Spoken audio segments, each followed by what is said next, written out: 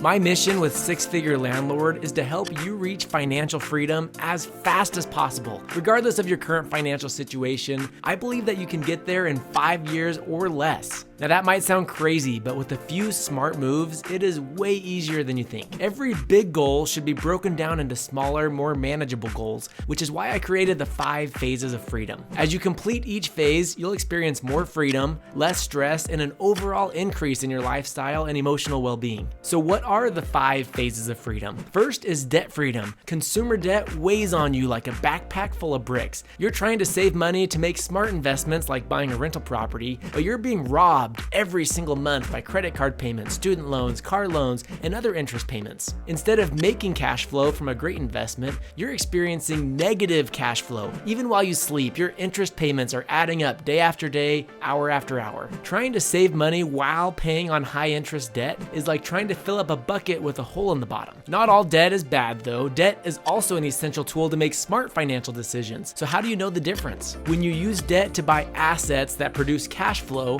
it's no longer called debt, it's called leverage. The key is that leverage allows you to own assets that add to your net worth each month, but debt just subtracts from it. Owning real estate, including a reasonable home for yourself, adds to your net worth more than the debt payments subtract from it. So for debt freedom, you don't need to pay off your house, but you should be working to pay off most of your consumer debts. But there is some gray area with consumer debts also, so let's draw the lines. If you have debts over 20% interest, you should 100% pay those off immediately before investing your money into real estate. Now you can still buy a rental property, but only if we're using partnerships to invest with other people's money, and I'll teach you how to do that. But if you have debts with interest over 20%, all of your extra money should be going towards paying those off. On the other end, low interest debt with interest rates below the current inflation rate or lower than 3 to 5% or so, you'll always keep. Because of inflation, low interest rates like this aren't actually reducing your wealth very much, and your extra cash can be put to much better use. Now everything in between, interest rates between 5% and 20%, depends on your situation. We'll help you decide which debts to pay off now and which ones to wait until after you get your rental property. But here's the official benchmark. You've officially reached debt freedom when you've paid off any debts with interest rates higher than 8%. And once you have, you're no longer losing money continuously to high interest debts. Getting rid of negative cash flow or debt payments has the exact same effect on your finances as creating positive cash flow, which is why debt freedom is your first milestone. And it is so much easier. You don't have to find or analyze deals. You don't have to learn new things. You don't have to speculate or take risks. You just pay off debt and it saves you money. You just put your money towards paying off debt and it increases your monthly cash flow automatically. And as you do, you'll have less stress and more freedom. Plus, you'll free up a bunch of extra cash each month, which helps you reach your next financial goal even faster. The second phase of freedom is emergency freedom. If you don't have any extra money sitting in your bank, any unexpected expense can send you right back into debt. Once you have a large enough emergency fund to make it for at least 6 months of living only with your basic necessities like housing, food, and transportation, you've officially reached emergency freedom. Emergency freedom eliminates your fear of the unknown and gives you more control of how to live your life. You don't have to feel trapped at a job you hate or worry about how you'll feed your family if you get injured. When you're prepared for it, unexpected expenses are only a small road bump on your financial journey. Your emergency fund will also lay the foundation for the next 3 phases of freedom. You'll be relying on real estate investing to carry you on from here, and having extra funds set aside makes real estate investing so much easier. The third phase of freedom is rent freedom. How would you feel if you never had to pay for housing ever again?